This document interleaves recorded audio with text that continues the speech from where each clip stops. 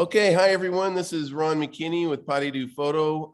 We're going to be doing our next webinar. We have Ashkan here with Ashkan Image from Houston.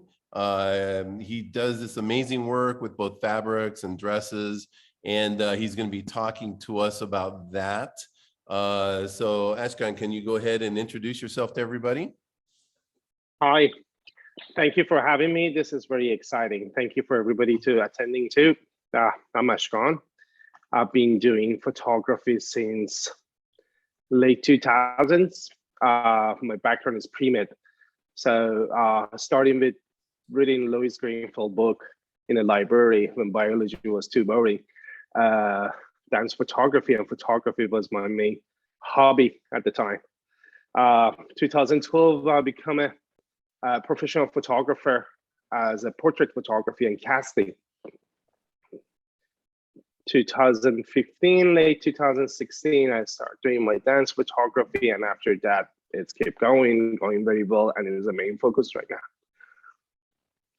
Cool. Okay. Well, we've got like 65 attendees on here right now, which is pretty good. And where do we want to start with this? Can you tell us a little bit about like what got you into the idea of like using, like flowing skirts and fabrics? What brought that on for you? Good question.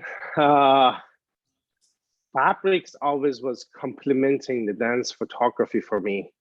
Even gowns was something that was calling my name a lot to use them in the pictures.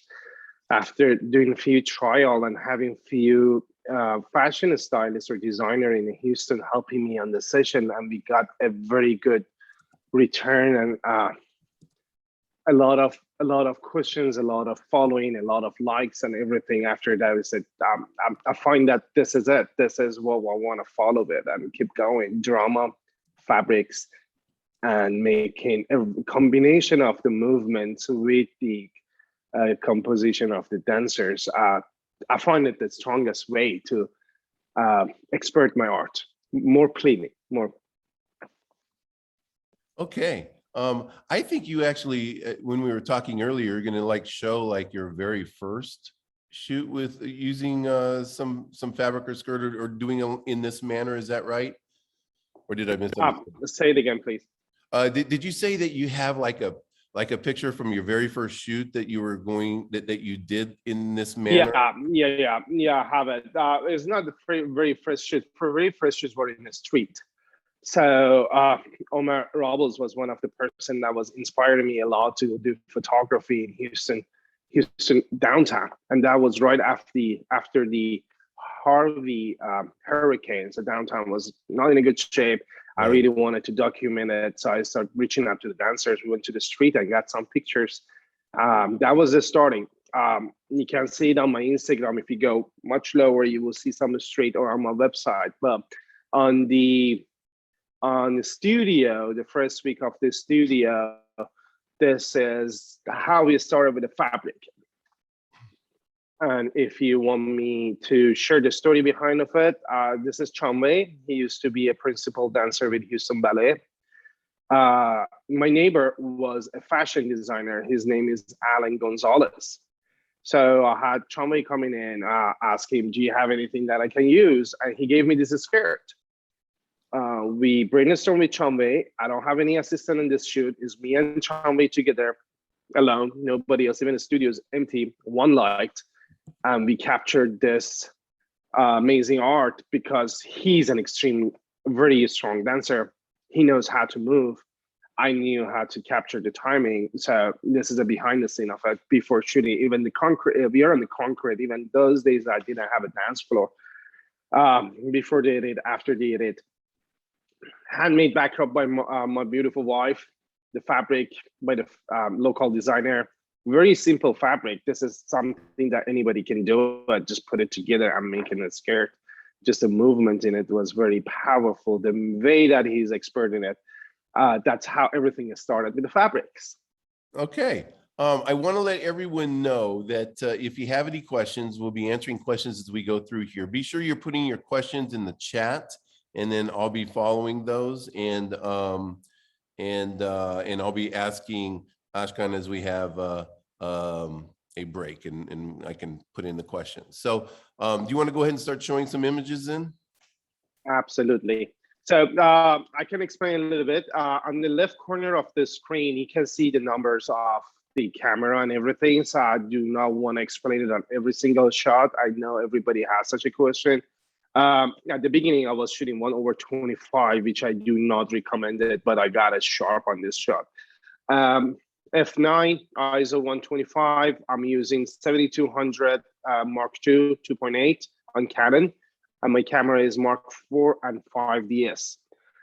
When I'm shooting fine art, I use my 5DS. When I'm shooting just for client, I use my Mark IV. It's depending on the resolution that I'm using. Plan is to move to the mirrorless, but not yet.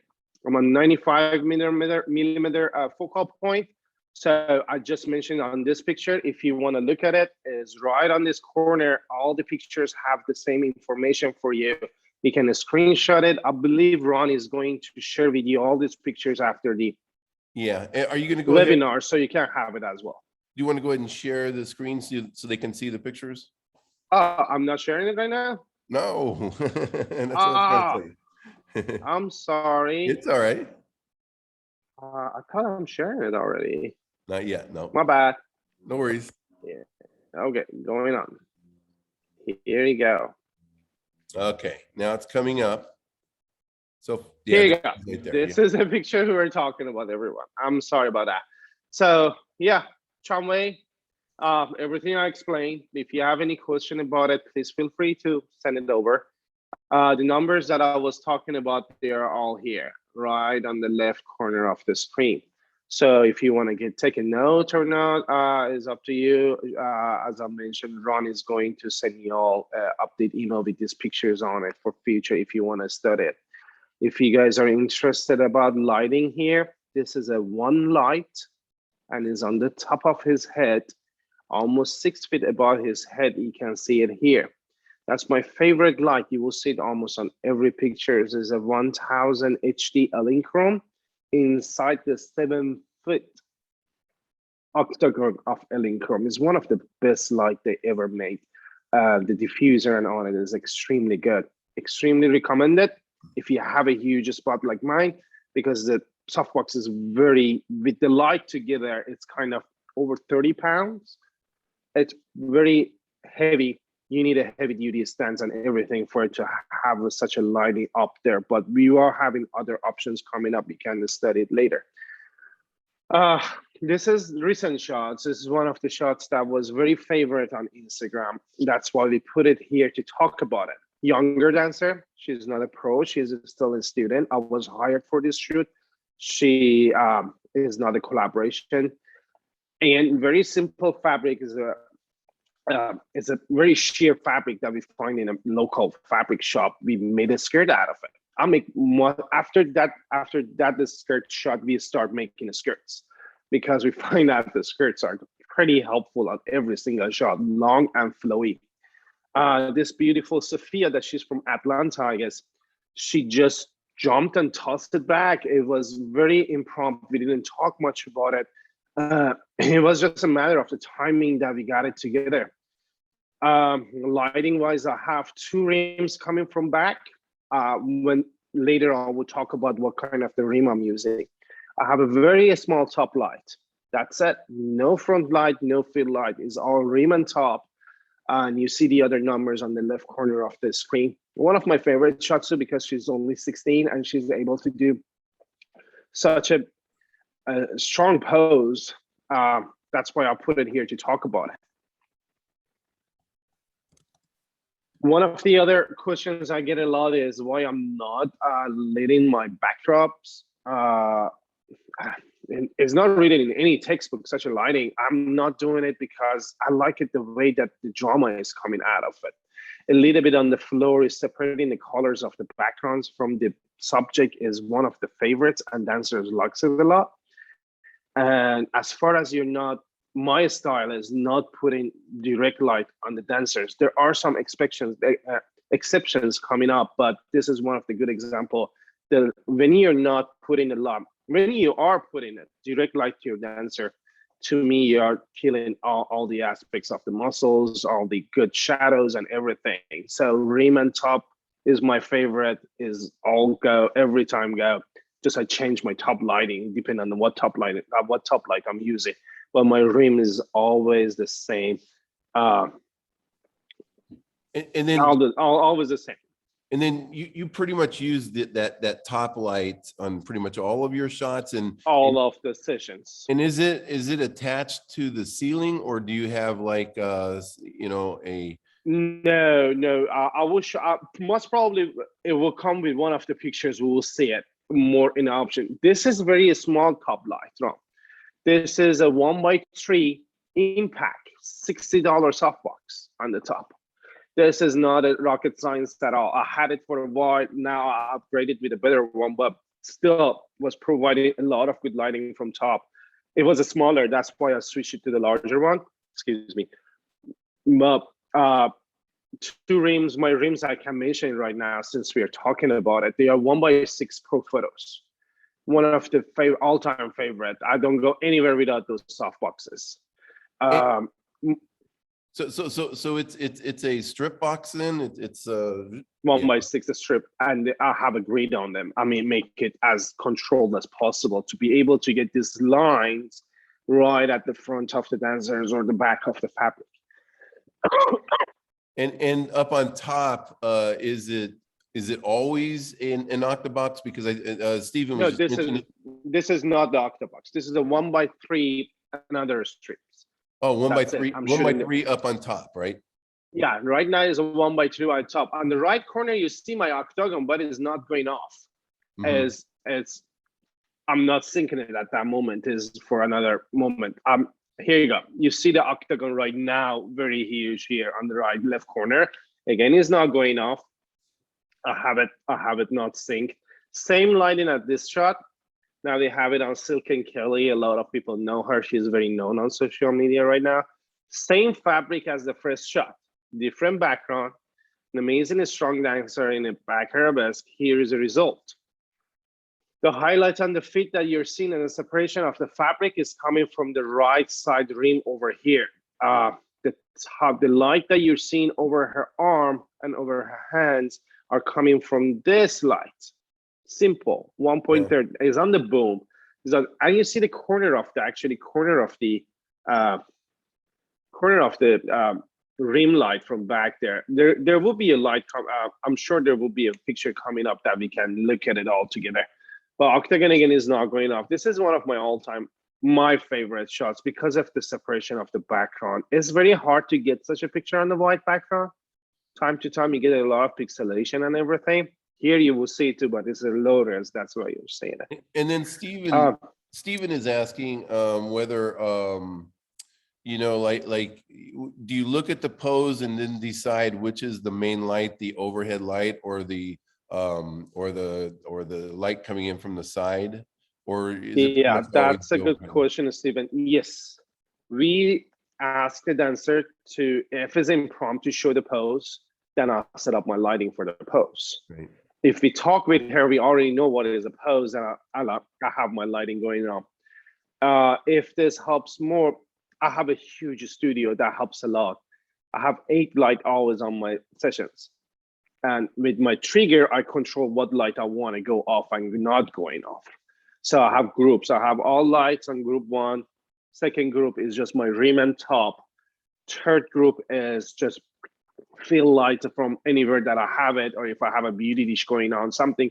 I change the modifiers. The only modifiers that I don't change is my 7-foot octagon and my 1x6 Pro Photos. Those are on every single session. They are at the session going off. But talking about what is Stephen pointing at, yes, every position has a planned lighting. Okay, and I've still got like lots of questions coming in. This is really awesome. Neelam is asking, because I don't think you have a huge amount of ceiling height or distance that you're shooting in yours, and that's what he was asking. Neelam was asking about is ceiling height and distance, as I don't think that person has that much access. How much room are you working with? I have a 40 high ceiling and I'm sitting 40 feet back. Did you say 40-foot high? Oh, wow. My ceiling is extremely high. Even when I'm put my lights on 20 or 25 up, still I have more room to go up. I can't. Right. It used to be a factory of rice. It used to be a barn. They turned it to the art building. I have one of the studios over there. I have a 40 ceiling. My ceilings are extremely high. But time to time is against my advantage because I cannot control the light time to time. But I love it because I can put anything I want to put up there. Yes, but you generally keep it pretty low, so it's not that far from the dancers to keep the light nice and soft. Yes. I don't want it to hit in the background. Yep. Very good. I've still got a couple more questions if we can jump around. Let's see. Martha is asking, are all your lights gridded to control? Out of 8, 5 are gridded. Okay. We'll see it. There is a shot. I guess we're coming up. We can see that. And then Jeff is asking, how much warm up time do you account for before shooting the dancers? You know, like for dancers to warm up or for me to warm up? Oh, excuse me. For the dancers, it depends on the dancers. Some dancers warm up in 5 minutes. Some dancers takes forever to warm up. I have Sean. Sean is pretty known. He modeled almost for all the photographers in this country. He takes 35 minutes to 40 minutes to warm up. But I know it. But I always ask. So if this helps you, I'll always ask them how much time you need to warm up. Yep. So that way I know how much I'm putting ahead of time and how much we are doing it. Or we talk normally a lot with the dancers during the warm up. Okay, and then we've got some questions from Ed Flores. He's asking, how many different poses do you plan for a shoot? And do you focus more on having just a handful of great shots, or are you trying to hit a certain number of different poses? This is one of the questions that I cannot exactly answer. This is never is planned. If I know the answer, yeah, maybe I plan it to get 40 good shot out of a session and get out, like Silken that have been in my studio for 4 or 5 times, or Sean. But for such a dancer that coming in, she hires me for her own portfolio or their parents because they're younger. I'm planning to get 20, but always I'm over 35 good pictures. Okay, good. Okay. Moving on. Yep. This dress is always has questions. Who has it? How did you get it? Where it's coming from? I keep forgetting the designer name. He's an Armenian bridal designer. We find this dress with a local boutique that carries it. We were looking for a gown that has a lot of flowy fabric and has a slit that the leg can come out. That's very important point, that you can bring some part of the body out of the gown. We find this, and he's been letting us using it multiple times so far. It's an amazing dress. It's a very expensive dress as well. This comes to saying that I do not recommend you all using any cheap dresses because it wouldn't look good. This dress is over $6,500 as a gown. I don't pay for it. I'm very blessed that they send it because of the publicity of it. But I believe the day one that I asked the person give me some fabrics, he still was looking for the publicity too. Even you're not having a very strong social media, just knock the door and ask, can I use this? Because they're sample sales, this is not for sale. This is good traveling around the country. So brides try it to buy it. You always can borrow it for 5 minutes or 5 hours to make your shoot happen and to return it. It's just a matter of the time consuming to the hustling to make it happen and take it back or something like that. Or you have somebody to help you with time to time. They drop it off and pick it up with the FedEx. So this dress brings us a lot of drama. I have multiple lighting with it that we are going to talk about. Here on this picture, I have a fill light that is my octagon actually. Very close, is staying lower. Maybe I have a back. Top light, 2 rim lights on. This is before the edit. This is after edit. I just a little bit extend the background as you guys see. So I'll cover the light on the top, left and right. Doesn't need anything. I didn't touch the body of the dancer. I don't do that unless the point is really off. And the picture is really good. Fabric is as it is. And we were talking about this the other day, Ashkan, that you know, like what you really try to do is get everything, you know, right in the camera, and you actually, you know, that helps you not to have to do a whole lot in Photoshop. That's correct. So every photographer has different style. I'm not an editorial photographer. I try to get everything right at the shot, minimal edit, even under Lightroom, 2 or 3 minutes max to just turn on the exposure or contrast. Even I know my light temperature, so my temperature is always right at the 0.2. I don't need to change any white balance either. Excuse me if I'm coughing. Try my best not to. This picture, let's look at the behind the scene of it. You guys can see the octagon right up there right now that is filling up the entire room. One light. I'm sorry, this is 3 lights. I have 2 rims shooting too. But fabric, I cut it on the both sides. You see it? I had to extend those here. That's a little bit time consuming, but it's what I do. I have to do it again to get the fabric just, and I just add it on the side, the complete fabric. So it's just a layering. It still is not taking me more than 2 or 3 minutes to get it out of it. The fabric is, again, we made it at the studio. We love to make it fabric as a studio because no one has have it that way. It's very unique. You can make one for $200 or $300. It's just time consuming. It gets a full day to make a background. If you want to buy it for $1,000, more than welcome to go buy it. But that's how I'm saving money and spending money on the other parts. We have a few people who are asking about, like, what kind of fabric do you like to use when you do it on your own? You create your own stuff. On the backdrops? Well, actually, on both. With the, you know, I have one question that's asking about your backdrop, and the other question is asking about, like, when you're doing these fabrics or dresses and you do it on your own. This is a question I get the most, besides after the lighting. To be honest, I always go to the shop and feel the fabric. I toss it like a crazy people in the middle of the fabric shop to see how it flew. Because when you go to buy a fabric, they always don't have what you're looking for.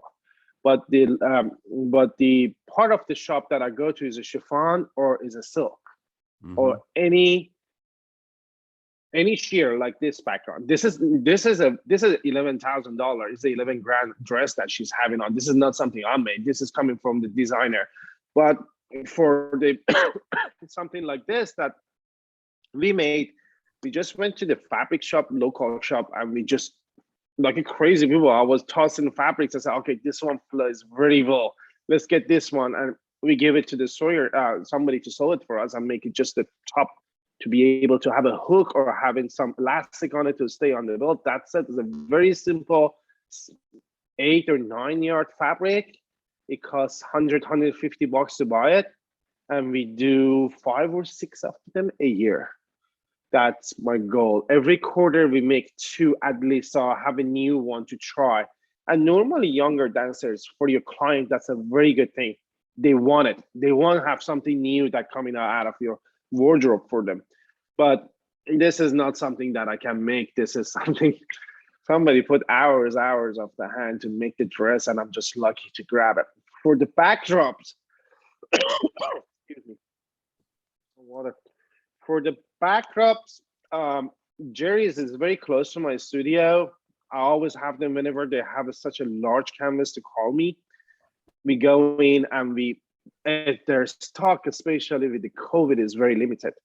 So I try them again, put the paint on it, see what they have. They call it 108 milligram canvas, but it's so hard to find it in such a huge sizes that I'm using. Mine, they're all 12 by 20 and over. They're heavy. You need a huge vehicle to carry them. Mine are always coming out of the window of the back of the car. So you can bring them to studio. You need to have a larger spot to put them on the floor and just paint them. And we paint them just with the roller, and we add layers to get that. There are tutorials on YouTube that you can watch to make your backgrounds.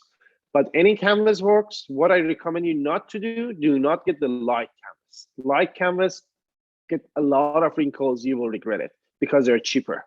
So get the heaviest so it wouldn't wrinkle, and you can use it for yourself. And you can get bunch. You don't have to get huge as mine. There are some photographers being very creative. They layer the back canvas and looks really cute. It's not my style. It takes time to set it up, but I like it. It's very pleasing to the eye. Very good. We have another question. It kind of takes us in a little bit of a different direction. This is from Heather, and she's asking, she's seen some of your dancers jumping off of that little mini trampoline, and If they don't have any. and she's wondering what you do to make your floor look so natural when you take out the trampoline, because I've seen these and you would never know that the trampoline was there. Very good question. It's very simple Photoshop activities. So let me go back to where we were at so I don't lose it. I don't have any trampoline picture here. What was the name of the person that asked the question? That was Heather Osteen. Okay.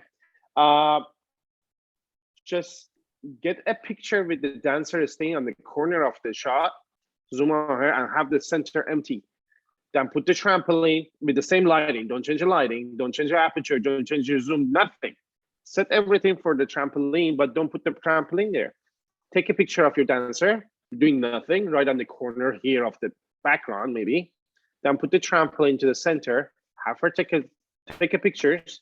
Then again, on Lightroom, you have a opportunity to open both picture in the layers.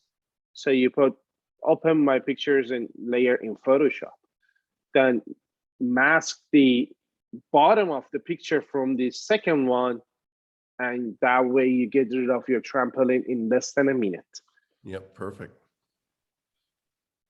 Okay. That was clear enough, or should I explain it more? No, that is very clear. It's very simple process. So after a while you do it, you get it right at your system. It's very easy. It doesn't take more than 2 minutes even. Yep. Have you ever tried to do this? Neelam is asking, I guess he works, sometimes with maternity shots and he wants to use the flowing skirts and stuff. Have you ever tried to do without a dancer, where they may not know really how to pose like a dancer can? And, because everyone's a little bit different about that. Some people naturally can come up with their own poses, and other people, they just struggle to pose at all. One of my biggest secret here to become a good photographer, a dance photographer, always from day one had a professional ballerina on my side. Mm-hmm. After a week, time to time they were not available. When I'm working with principals or something like that, we don't talk. We let them move. But it comes to your question that when somebody doesn't know what to do, you have a professional dancer beside you that know how to make the move. Especially for gentlemen, for guys, it's harder to talk with I'm like that. I'm very shy to talk with the youngers. A lot of limitations on the way. I have a younger dancer beside me to go to talk to them, and I train them for my sessions. Mm-hmm. I had one work for me for 4 years. She's right now graduating from Parsons. So proud of her from photography. I have another one right now. They're working with me from Houston Ballet. So that would be my best suggestion for you. Have a professional dancer with you, or it yourself, to guide them how to get to the pose. Otherwise, there is no other solution to that. Right. Somebody needs to tell them how to expose that position for you. Okay, cool. Let's go ahead and move on and take a look at some more of your pictures. Here you go. This is the rims. At this time, I have a larger rim on the right side. Don't mind. I'm not using this anymore. So here is my belly. You can see it. I'm tossing the fabric. I have another assistant on the right side, tossing the fabric very naturally. The rims that we were talking about, they're here, and I'm very happy with them. I have them. I'm using them forever. This is a final picture, removing the assistants and myself. This is the picture we got. So fabric's completely separated from her. On this image, dancer is tossing it herself. On this image, we are helping her to toss that fabric and being on that position. It's a tough position to be, both be over the box and stay on the fourth. So we did it. That's one of the favorite pictures that I really like. It to combination of the color, something that I really recommend. Always study your denser skin tone. That's something that people have it on my Google review the most. That this guy know how to light my skin, especially for the brown skins. It's harder to light them, but it's so good to know how to light your dancer to be able to represent the color of their skin the best way. Recently, we have this beautiful lady coming in. This is flamenco. So we got a little bit out of the ballet. This we have a video of it on Instagram. We can go watch it. That how it made. She just kept moving that fabric, and I shot it at that moment. I have a fill light from front coming in, top light, you guys can see it, and I have my parabolic on the left corner that is shooting toward the fabric, so I can see such a highlight. This picture was a little bit hard to edit because of this moment, but we got it, we did it, is here. You see it is a little bit imperfect, but it still was too good to not use it. Right, that is just a beautiful form there. Yeah, do you want me to find a video of it and we can watch it together? Yeah, that would be terrific, actually. It shouldn't be that far. That says something. This is she. Lynn is asking if you're on a tripod when you're doing these shoots. I have a mono standing. I'm not sure if y'all know what is it. Yeah, I can show it to you. Yeah, it's a professional standing for the camera, but it's one arm, and it has a flexible head that goes up and down very easy. So I'm not forcing it, or I'm not doing it really quick. I guess I'll pass the video. Let me find the video, and I can find something that I am in the picture. You will see it. Yeah, my camera is always on something steady. I'm not. Maybe it's this one. Yeah. So here you go. So that's it. Wow, this is the time I catch it. That is, yeah, she's keep moving. Really, yeah, it is very fast.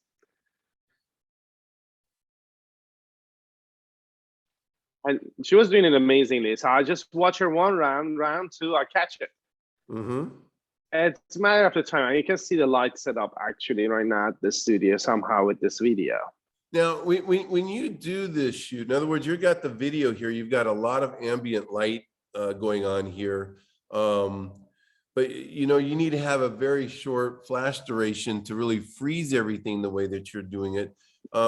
Is that what the lighting is like in your studio when you're doing the shoot? Like there's still like lots of ambient light, and then you're just counting on the. I have a natural light always coming in, but my aperture is on 10. And my shutter is 120 to 1/200. So I always try it before I make sure that I don't get the blurriness. But you got it a little bit on the bottom, no matter what, because that was super fast. I don't have a high sync flash, and everybody's super surprised with that. I'm surprised with that too. My highest speed that I can go is 1/200. I'm still using economic light. They're Lincrom, they're very reliable. But my next expense will be go with a high sync, so I can shoot on 1/500, 1/600 to avoid any of the blurriness. But I kind of like it when it blurs. Yeah, it shows the movement. When you've got your settings, so you're knocking out the ambient light like you can be at ISO 100 and shooting at f10 at 1/200, you know, then you're just relying on the short, you know, duration of the flash, and you have and so this might be a good time for you to just mention the lights that you use, you know, because they are really amazing at being able to do that. So I start collecting my light 2012. So my lights are 9 years old right now. I'm using Lincrom. Very big fan of them. From day one, they're very reliable. They're not battery packed. They're directly plugged in. So from day one, I didn't spend much at the beginning, and I'm still buying them. I have 12 of them, from 100 to 1,000. Different series, even they are RBX or they are HD or they are BRX. They are the cheapest light that Lincrom put out. I have 400s I have 400s. I have 1,000 and 500s. So I have 11 or 12 of them, but I don't use them all. We will see one of the pictures coming up that I'm using 8, but normally I use 3 to 4 lights the max. If passes, if I need to do audition, 6 lights is on, not more than that. So chrome it is. In 9 years, they're still flashing. I get time to time miss flash, but very reliable, and they're cheap. They're start the 100 power of it that I don't recommend for dance because it's not enough power. They are $200. Then it comes to the 1,000 one that I'm using HD. That one is $1,400. The one that I use the most, the BRX 400s and 500 runs, they are only $500, $600. They are extremely economic. I mean, they are not looking at the $2,500 like Pro Photo high sync lightings. Yeah, okay. A couple people, this is going a little bit off topic again, but when you're showing your video a moment ago, they're asking what they were shooting it with and who is doing it. So I presume it was one of your assistants using probably just an iPhone or something. Is that correct? I always have 2 assistants in the studio. One of them is on the video, the other one is on the dancers. Yes, phone it is, my own iPhone. Yep, we have 2 videos that we made with the professional camera, but too much time consuming. They're on the video section of the Instagram. right. The rest is just The iPhones today are just amazing at capturing video. It is. We have a good natural light to time we turn it off to get just the what you call it, the light directly from my flashes. Just they have, I forgot the name of it, modeling light. Mm-hmm. Time to time we do it with modeling light, but I didn't like it. I like the natural light better because when it freezes, it is totally different feeling. Right. Talking about fabric again, this is one of the good examples. There is a very known textile designer in Houston. Her name is Monica Gonzalez. She is worldwide. I'm lucky that I'm in Houston. That's another thing. Houston is one of the largest dance community probably in the country to me, after New York, after Los Angeles probably. We have a lot of very known people here. The guy name is Garrett Smith. He's very known too. He's a choreographer in Spain right now. He's from Houston though. He was traveling here. We all talked together. Monica designed this fabric that I didn't like much, honestly. When I saw it, I said, it's short, I cannot do anything with it. We put it around his belt and we just capture it. There is a video of it. We can study the video right away. Alana and I guess Monica herself, they're tossing the fabric here and Garrett is getting the pose. Let me show you the video if you guys are interested to see it. I guess is here. Any question, Mimo? There is a question from Tom. He's asking what you're using for a boom and a stand for your overhead lighting, because that's got to be a pretty strong boom. They call it Avenger Heavy Duty. I can look at the BN. It's expensive. Yeah, but I got it later. Yeah.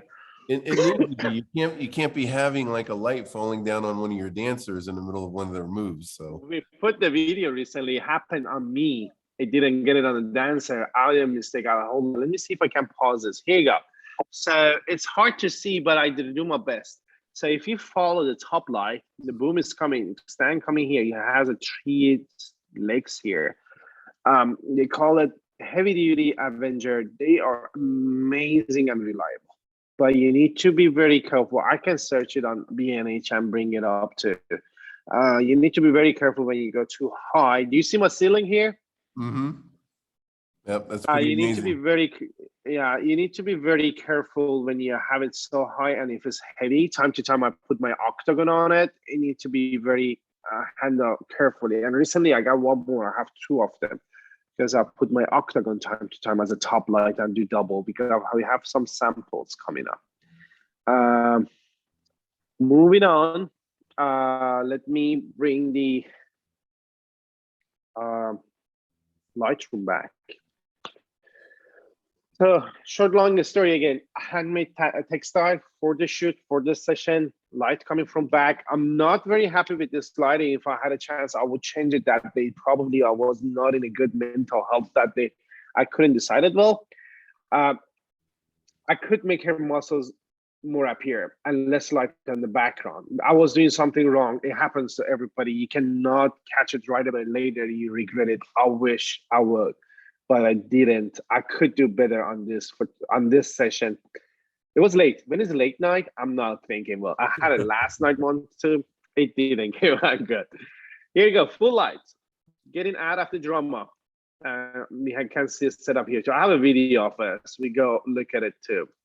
So I have a 7-foot umbrella behind me and the octagon above her, rims and a parabolic on the left side, rims on both sides to separate her to get such a feel. This is a tough one.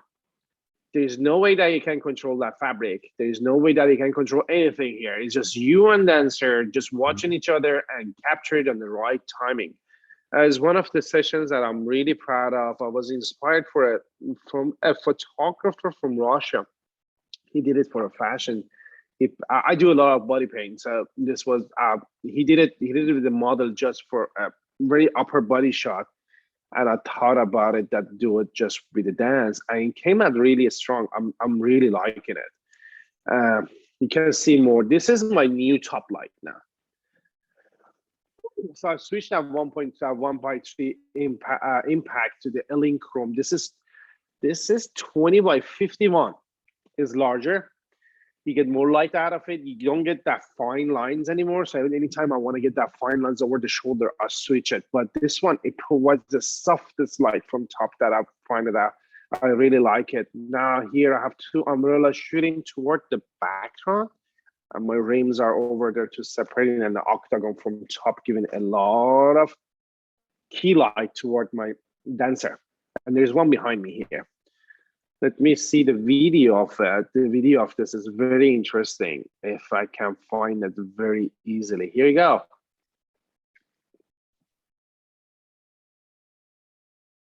It's amazing. It's like, and it's such a completely different look from your other like really edgy, dramatic lighting, and it's just absolutely. I really wanted to get it out of the box, so this was we came out with.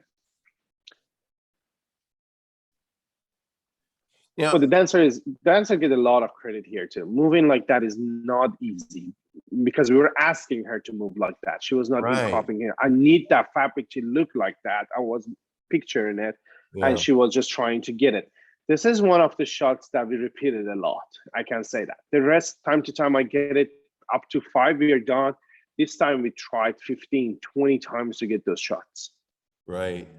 And do you have like video showing how like sometimes your assistants are helping work the fabric? We have Jennifer asking about how you handle the fabric, you know, and tips on using a fan or tossing or anything like that. There you go. Watch it as much as you want. Keep tossing. That's how we are doing it. She's tossing, we are tossing, she's tossing. I mean, keep doing it till we get it. Right. There is a good example of the light canvassing. Do you see how fabric is wrinkling back there? Because fabric is a lightweight. So that was a hard way that I learned it.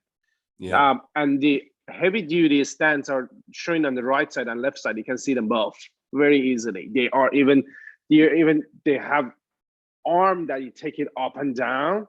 It gets a heaviness of the light a lot. This is one of the very, very, one of my favorite light setup. Let me show you this final picture of this.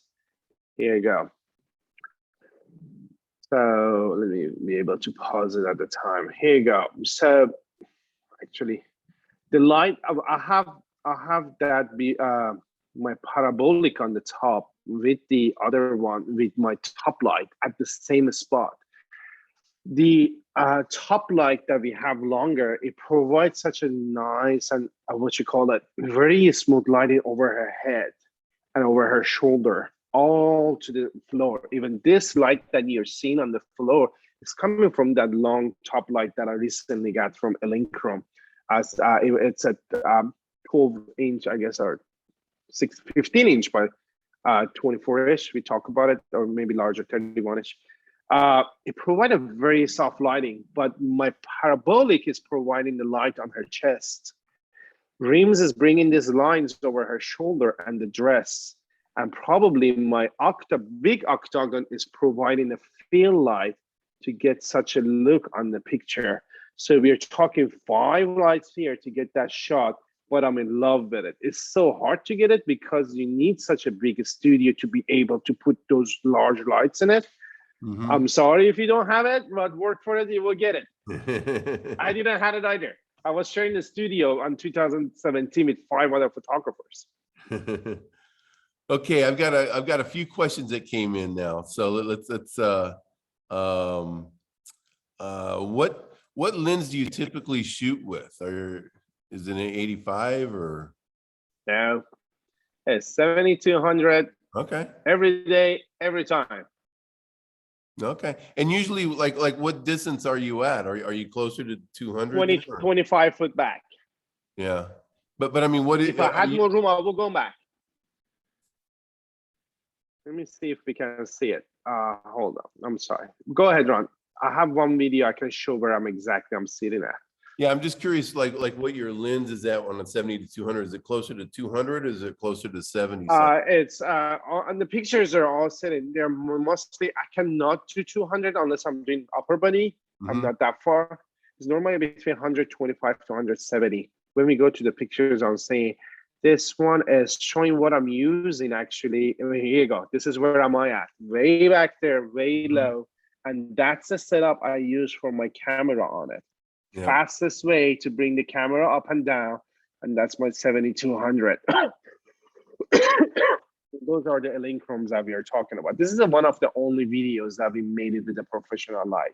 I mean, professional camera. So we got different field videos. Yeah. And Stefano from Italy is asking, what do you do in terms of color grading your photos in post? I guess you missed it.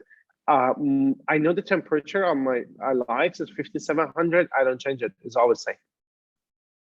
Okay. And the only thing I do, maybe I go black and white. That's it. And then we have another question from somebody I think you probably know, Amatava Sakar.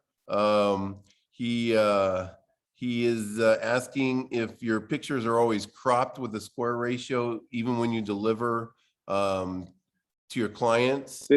Yeah, this is Instagram fault. I have to go 8x10 because of the ratio of Instagram. Otherwise, I will go original. I used to do it for 2 or 3 years. Okay. Unfortunately, Instagram was keep cropping. So we end up switching it all to 8x10. So we have it just 8x10 only. That's it. Yeah, I don't give any other ratio. 8x10 it is, and nobody crop my pictures. Okay, and then Neelam has twice asked this, so I need to ask you the question. When you're editing your video, what app do you use? Video Premium. What is it called? Premium. Adobe Premium. Okay. So you don't do it on your phone, or do you have that on your phone? No, I have my team doing it. I'm not myself. It's on the desktop. we have a server. Everything goes on the server. They just edit it. I don't know anything about video editing. It's my team. And I'm not sure if I'm understanding this. Let's see. Could you write the name of the camera tripod arm stand? That's the one that she's talking about. It's by Manfrotto. Manfrotto produced it. They call it one single arm stand. I can search it and give it to you right away by my phone. Hold on. I can get the next question while I'm finding that. Okay. Actually, yeah, Trevor's saying he thinks he means a Premiere Pro, and that's probably correct. Thanks, Trevor. Let's see. I think that's all the questions right now that I'm seeing. I guess James Porter's asking what trampoline. Is there a specific trampoline that you use? It was gifted to us by my makeup artist. I'm gonna buy a better one because it's so small. And Martha is asking about, do you ever use a fan? I'll use leaf blower. You use, oh yeah, that's exactly what I use as well too. Good, I like The that. leaf blower, leaf Yep. blower away. I Yep. used to use fan because leaving a fan over there, I have seen a lot of photographers doing it. It makes the background moves, and I don't like that. Mhm. Yep. I need a specific time, a specific because it's an emotion. I kind of want the hair move in a certain way, so I need a very strong fan to move the hair at a certain time. So we use leaf blower. Okay. Now, early going, Jeffrey O'Connell asked about like, how do you sell these to your clients? Like, do they come in with like a package deal, or do they just charge for the session and then they decide how many like JPEGs usually to purchase, or what is your process with that you're willing to share? Well, the good thing is I don't have anything to hide. Everything is on my website. So you can go see what I'm selling and how I'm selling it. But if you want me to mention it here, I have two packages. One is come with the expensive clothing, one it comes with a normal wardrobe that we have, one it comes with nothing. So each of them has a certain time, and each of them has certain amount of the package of the picture that we deliver digitally. And after that, if they want to buy print, they can buy print. If they want to buy more image, they order more image. All the above. It's very simple. I keep it very. I'm not like those photographers that say, okay, you need to get the book, blah blah. I'd rather get it done out. We're good. Call me next year. Let's do it again next year. I love it. Yeah, let's do it just again next year. Just if you want a book, just go ahead and order your book somewhere else. I cannot put your book together. If you want a fine art print with on the very good paper, I can print it for you. If you want a normal print, Costco prints it. Just take it to Costco. I give you the print permission. I get that headache out of my way because with the experience, I figured out that more than the profit part of it is a headache because print is very personal.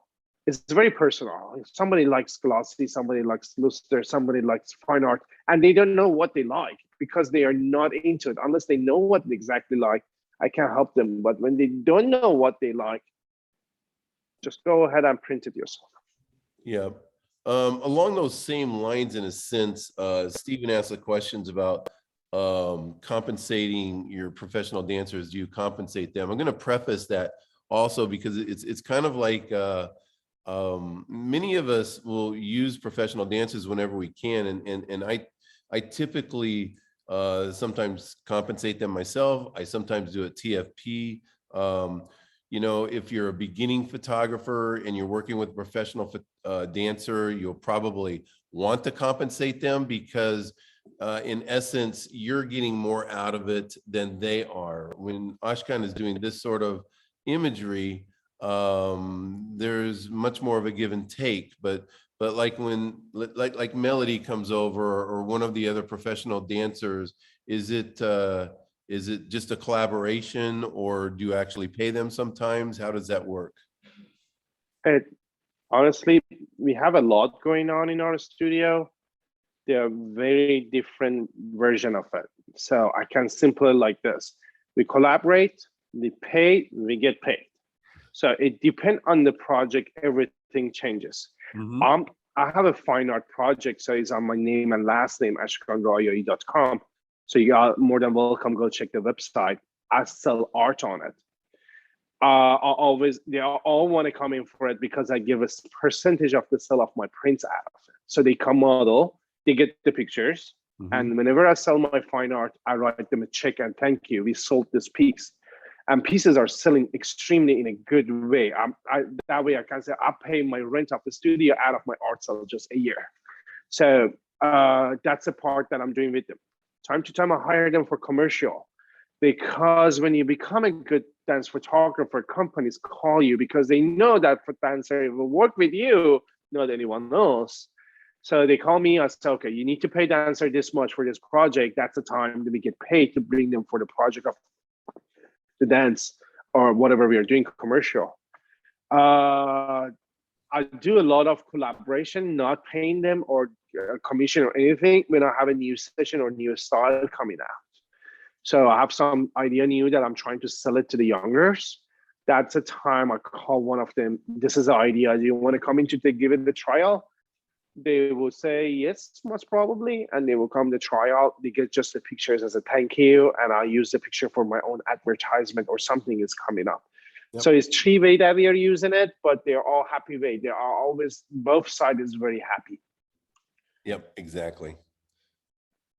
Here is an example of older dancer. There's a thing that everybody not probably pushing on it. I was hired by her. She's 49 years old. I was not believing it because she did a Firebird in one shot and took it.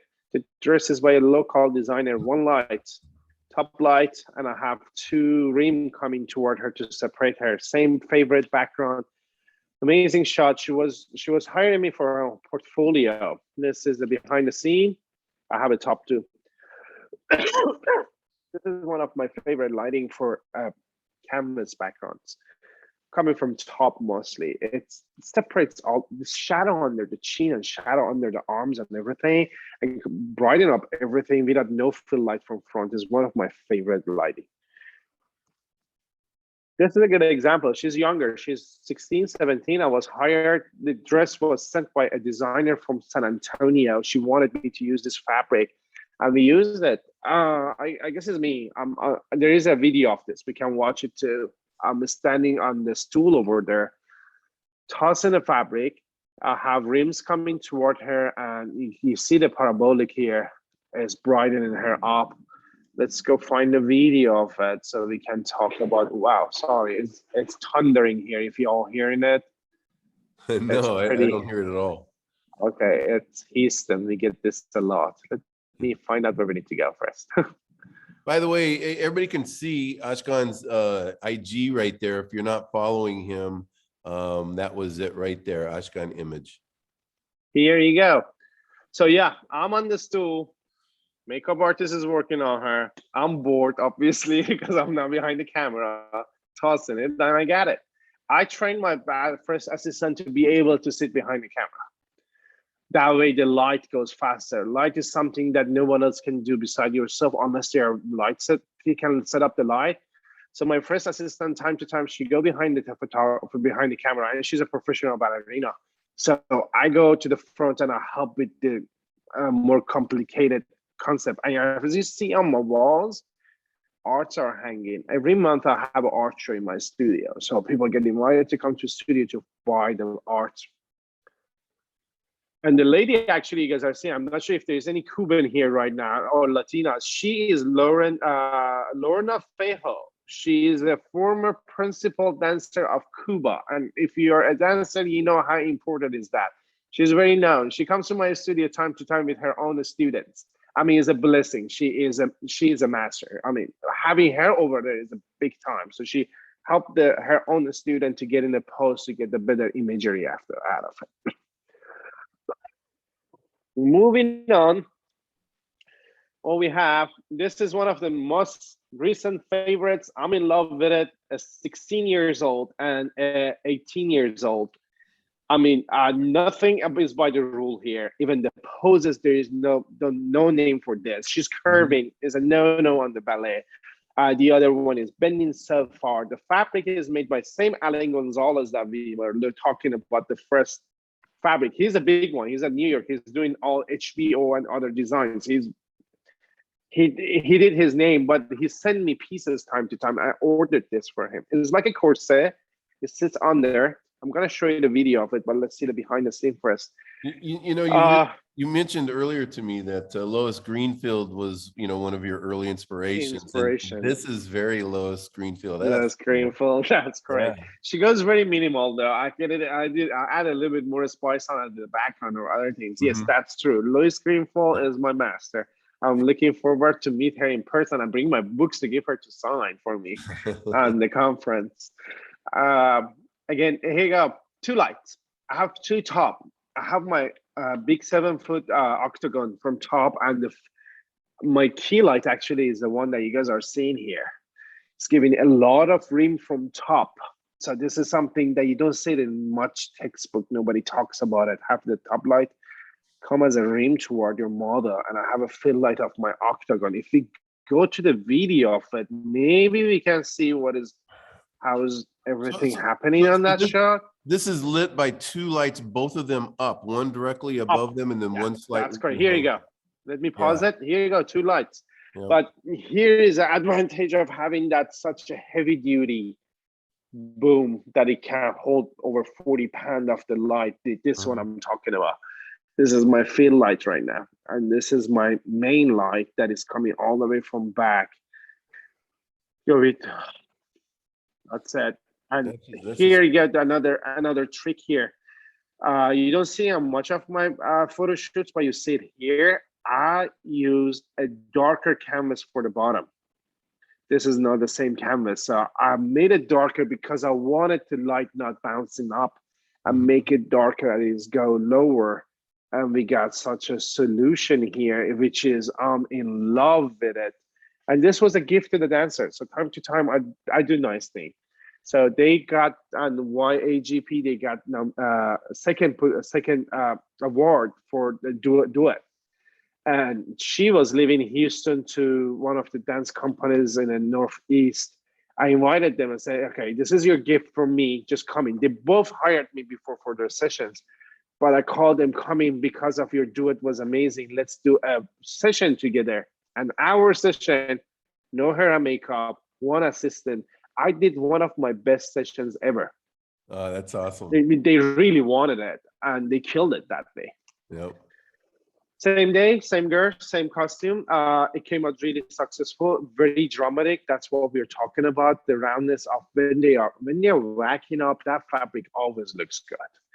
If it's a heavy fabric and if you can handle it, there is zero Photoshop here except this part. I guess I extended, you can see it. Because behind the scene, exactly. The light, I removed it. You can see the extension. That's a lazy way to do it. There's a better way that you cannot understand it. So I was lazy about it because it was not profitable, but I love it. I did it. If I didn't say anything, you wouldn't even understand that it's edited back there. So here you go. Right out of the camera. I did almost nothing on this shot. I just a little bit removed the blackness and I brought the highlight probably lower and add exposure to get such a look out of it. And that's it. Another example of the olders, this is a question I get all the time. Do you just work with the young dancers or good looking people? No, we work with everybody. People hire us for such a look. I have a producer flying from California next week. I'm so excited about it. Somebody that is known coming in, getting flight for a day, coming to the studio. It's very heartfelt. So she's a 50 years old, almost a beautiful lady. She wanted to put herself in a fabric and move. She's a former dancer though, but it's still not as in the shape as the others, but with the fabric, you can kill it. I have a good video of her. Actually, we are having fun. That it shows that how fun the sessions are actually. Her name is Nicole. She owns the dance studio here. That dress is very favorite. That dress is by Tara Latour, former dancer in Philadelphia. The dress is very heavy. Oh, that's something beautiful. I did on this picture on purpose, and I got over 200 comments because you can see my booty on this shot. Here you go. This is me. And I didn't remove it on purpose. Everybody saw it. It was super fun. But here you go. This is how we got that shot. It's time to time you need to get on the session and make it happen. And the other one is another dancer that they was doing the shooting there too. It was amazing. It was very same background that I'm using all the time, almost one of my favorite backgrounds, one of my favorite outfits. That dress is expensive, but it comes from the designer, no question asked. I always recommend connect to your local designers, connect to your local boutiques. Don't worry about paying for a few times. Just show them that what you're capable of doing. Once they see that they are representing them correctly, they will keep coming after you after that. That's the most question I get normally. How do you get these wardrobes? At the beginning, I put a lot of money on it. Later, it's just done. Or we pay shipping. Or we got lucky. We just knocked the door. Did the hustle. Time consuming. One question that I've got, this one is from Eli Flores. When you do you do online viewing for your clients, or do they come back in and regardless of which way you do it, do you like edit the images before they come in, or do you let them see it unedited? Yeah, again, I'm one of those guys. I'm trying to make my client life very, very simple and easy. Lightroom has a online proofing, if you all don't know. So I shoot on the Lightroom. They see it. I don't even waste their time. I say, go home. I send the proofing album to home to them. Take your time, 5 or 6 days. Select your favorites. Leave me your notes. Then it comes directly on my Lightroom. I see it right away.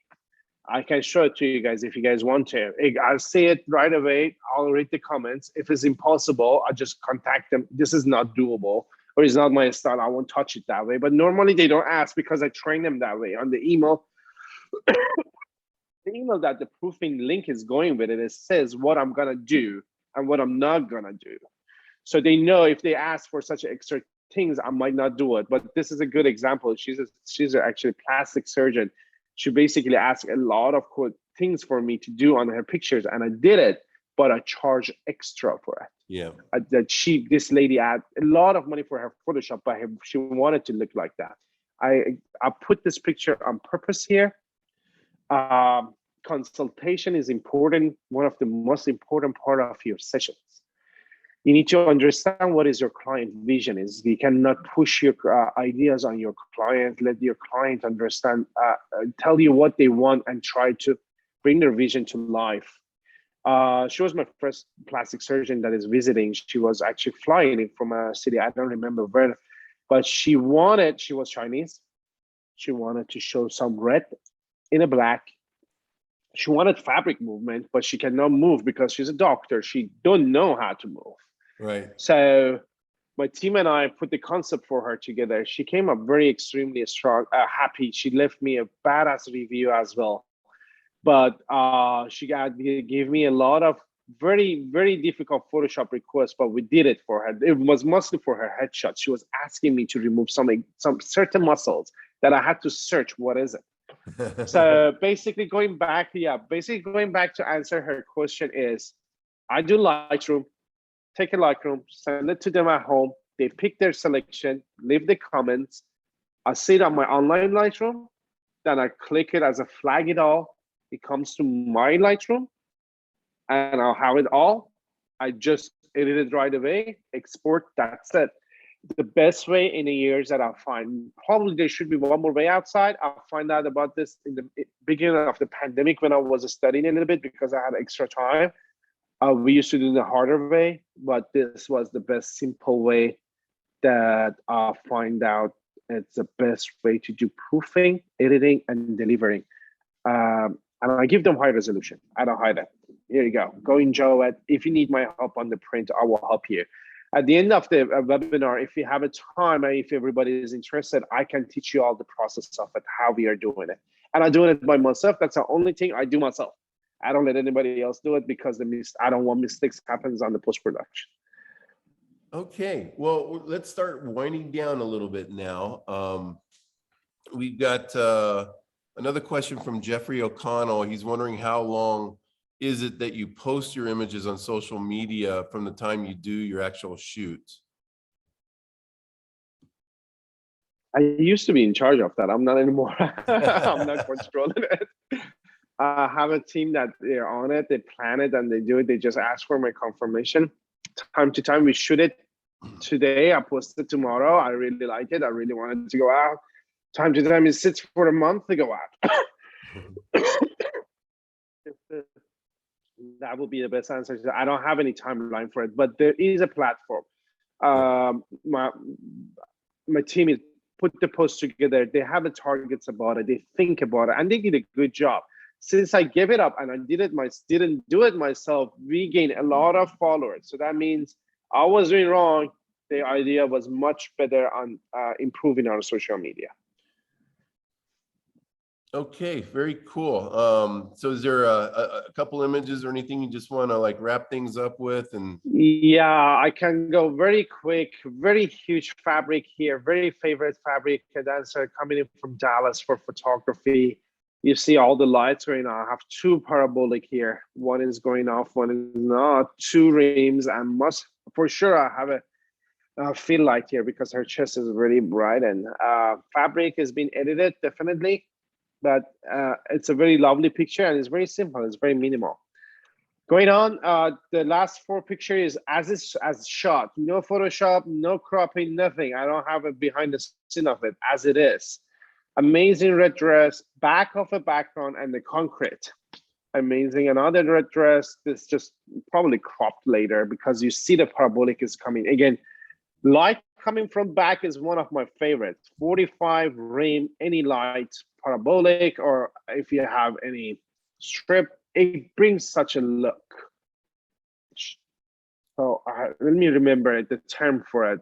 Short side, not the long side gliding, short side gliding. So the short side of her face that we are not seeing is brightened, the long side of the face is not brightened. So there's such a shadow provide an amazing drama in the photography. One light photography, top only. There is a term for this photography. I keep forgetting it. A famous person did it before. So I have it to tubes. I put it, Luis Greenfield did it too.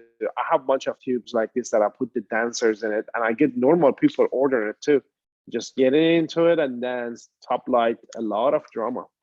That was the last picture. all right.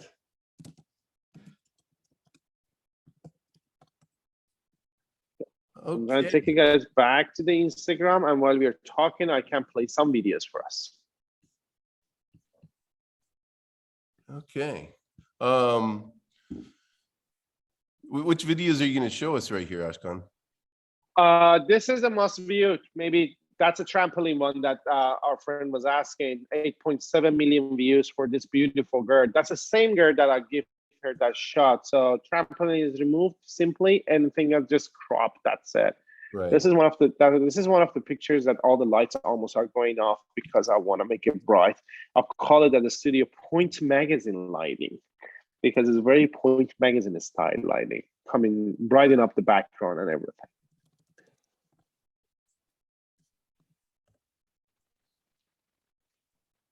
And if you want to see a movement and everything with the dancers, actually, no, that's me for my birthday. This is when I will do it impromptu. Brought the light much closer. I asked her just to move. Mm-hmm. And that's an underwear. I mean, that's what they put under the gown is something very silk and very simple. Mm-hmm. To have the dancer moving, get the shots back to back. Probably I got 7-8 shots out of 5 minutes shooting. But again, she's a professional. She knows how to move. She knows how to impromptu move. Yeah. And I was hired for this session. She was not coming for the collaborations. I guess this is one of the most favorites too. Yeah, that's amazing. It is amazing. Well, this picture brought me a lot of money. Wiseman signed me a contract for this shot. Do we have any other question that we can go through?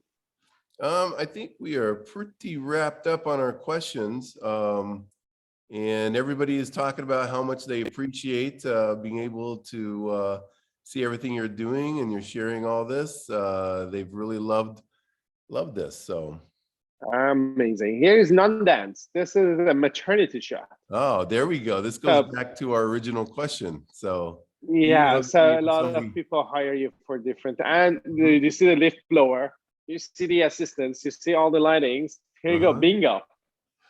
I get a lot of maternity requests, but I don't accept them all. The only clients that I reject is the bridals, weddings, and maternities. Yep. Unless they are going with the way that I'm shooting, I accept them. Otherwise, I don't accept. Mostly, I say this is a portfolio that I can provide you. I cannot do any other. On dancers, I don't have any limitation. Any dancer is welcome. But normal people, I'm picky a little bit to who am I working with because of my time. Yeah. Okay, well, very good. Well, Ashkan, thank you very much for being a part of this webinar. We look forward to seeing you at the 2022 conference, February 24th to 27th in Austin. And can you share any information? I think you have some workshops coming up on your own. Yeah, for instance, the conference is very exciting. We are doing a live session. We are having a dancer. We are having the gowns. We have the lighting, set up lighting, so you can see it actually in person. How it's set up, how we take pictures, how everything happens. So don't miss that one. It's a good opportunity. It's gonna be fun. I have a workshop every month. This month we have a lighting, actually dramatic lighting workshop is coming up. There's 4 spots left on it. I will send the link right now here on the chat. So if you guys want to, I hope this is the correct chat. Where am I chat? What I'm sending? I'm sending to attendees. And I think that these are Zoom ones, so anyone can attend from anywhere. Is that correct? Yeah, I'm doing workshop Zoom only right now because of the pandemic and my own coughing situation. I've been coughing almost for a month right now. Last workshop I was coughing too. So yeah, the studio is close to the crowd, so we are having our dancer in a in a safe situation because it's their life important too. So they come in. We will talk about the lighting in more details. We will show the gears. There will be the PDF that we talk about. It will show the lighting setups, and we are going to try it together with live viewing like this. We talk, we answer questions. It's going to be 5 people max, so you can ask a lot of questions one-to-one, and we move over it, and we talk about it, and we can talk about those editing and everything, other questions that everybody had. Next workshop would be. I guess a business workshop. Again, it's 5 spots talking about how to get the clients and how we'll handle the social media and how to advertise yourself. Beside that, there is a one-to-one workshop. You can find them all on my website. There's a workshop section on ashkanimage.com. There is a one-to-one workshop, 5 hours. You can come in my studio. You decide what you want, and we take care of it for you. I mean, anything. It can be business, it can be lighting, it can be how handle before, after consultations. You get all the techniques and secrets, and you get out. That's one person only. That's all. That's all we are doing. All right. Well, thank you again for being a part of this, and really looking forward to seeing you in February. Likewise. They're asking if we are posting this afterwards. I believe we do, right? There will be a video absolutely. of this that they can watch it. Because I had a bunch of people, because of timing, they couldn't make it. Mm-hmm. They really want to go ahead and watch it. So they come to your the Parado website, and over there, they go to the education. It should be there. Exactly. We've got the link there. We'll have it in our Facebook group. So if anyone in here is not part of our private Facebook group, you want to join it as well. And then I'll be getting you the link as well, Ashkan, so you can share it if you'd like to as well. That would be amazing. Yeah, I will put it online, definitely. Last video to say goodbye. One of my most favorite as a fine art, we had Eureka in my studio. We work on with collectors of butterflies. Those are real butterflies. So we put such a look together and we shoot it. And I put that on an exhibition and we sold it. So there is a lot of source of income that you can have on the side. You can sell fine art, you can have your client coming in, and you can have commercial. And when you get to years of experience, you can start teaching. So good luck to everyone. Okay, very good. So somebody was just asking about the Facebook group, so I'm just going to post the link one more time right here. But it's pretty simple. Just do a search for Padi.photo, and don't go to our public page. Go to our private page, our private group page, and that's it. So thanks again, Ashkan. We will talk to you soon. Thank you. It was nice talking to you all. Thank you all for attending. All right. Bye-bye. Bye-bye.